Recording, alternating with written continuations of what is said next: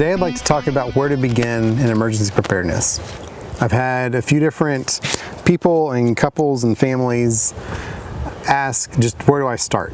There's a lot of stuff out there, and I've made a short list that I think are the most important things of where to begin, and they're basically just questions to ask each other, to ask yourself, and then that hopefully will spur on you to search YouTube, Google, look at other websites, look at forums, and be able to listen to podcasts and start giving some direction on what you want to focus on.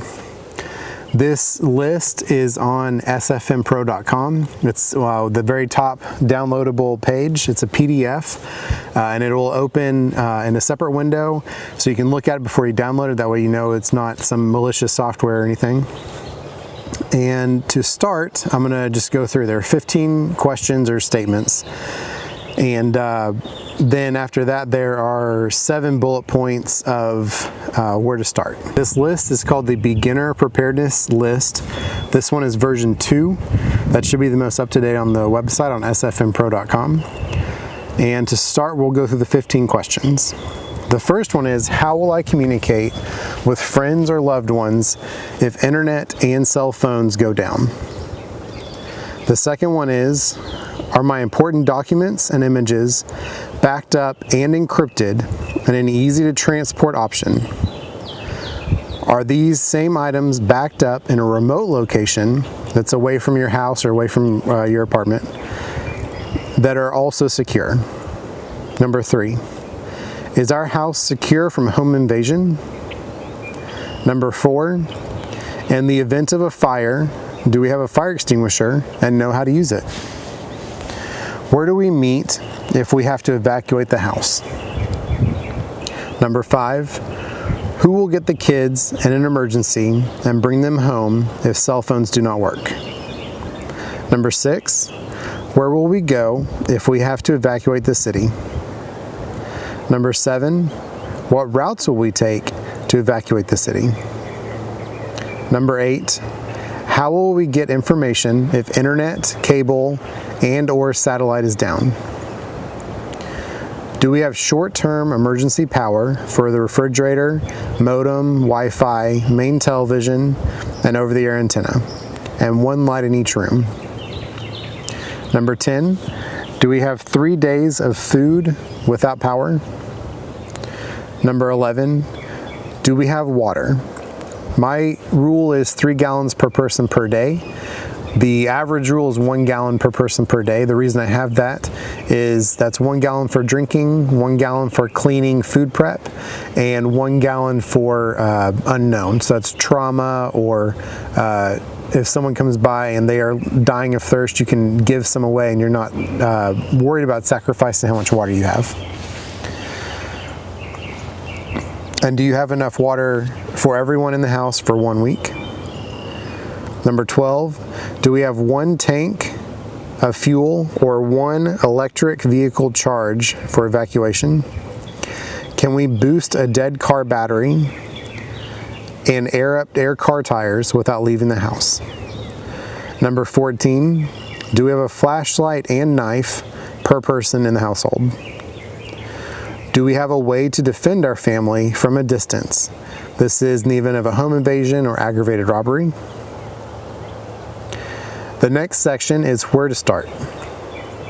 Number 1 is sit down and have a conversation about questions 1, 3, 4, 5, 6, 7, and 8. Number 2, I recommend going to either Amazon, Sam's, Costco, Office Max and Office Depot have them too, and purchasing one of the APC, which is a brand, of an uninterrupted power supply, which is a battery. And I recommend the 1500 watt version because it has a display on it that will tell you how much power is left while you're running your stuff. So you can turn things off, turn things on if you need to. And to put that on important items like your refrigerator or internet, so you can still have information coming in and out and your food doesn't spoil. Number 3, gasoline can with premium fuel. The reason is because the fuel is going to degrade, and stable for long-term storage. Number 4, backup data and pictures and make second backup offsite location, all encrypted. Number 5, each person of the family should know knife safety and how to use a flashlight. Number 6, clear space in the house that is climate controlled to store water and food for emergencies. This area needs to be easily accessible and items need to be rotated on a regular basis. And finally, number 7, training for first aid, CPR, choking, and tourniquet use for everyone in the household or everyone that's in your emergency group.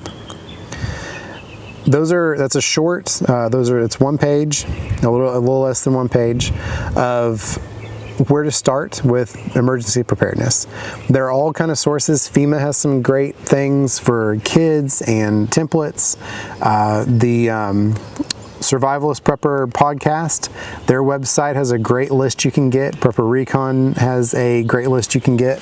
This is just what I think is really important. If you notice, there are no firearms in there, and that's because I've had several conversations lately with people that either don't want firearms in the house, save the debate for later, and or people that live in places where it is illegal to possess a firearm, like just basically you can blanket California, Manhattan, London, those kind of places, China, those kind of areas, and again, knives are becoming illegal too. So I guess adjust for where you live, but there are no firearms on here, and I think that's important because I'm trying to make sure that this information is good for everyone. And if you are in a place where you can have a firearm to protect yourself and train safety and all that for everyone in the house, I definitely think that's 100% something you should do. But if you cannot, or you choose not to, then this list is easy to use and it doesn't have that on there. I hope this was helpful. I'm going to do more videos going over each one of these numbers and then hopefully give a good full idea of why these items are here and why I chose them.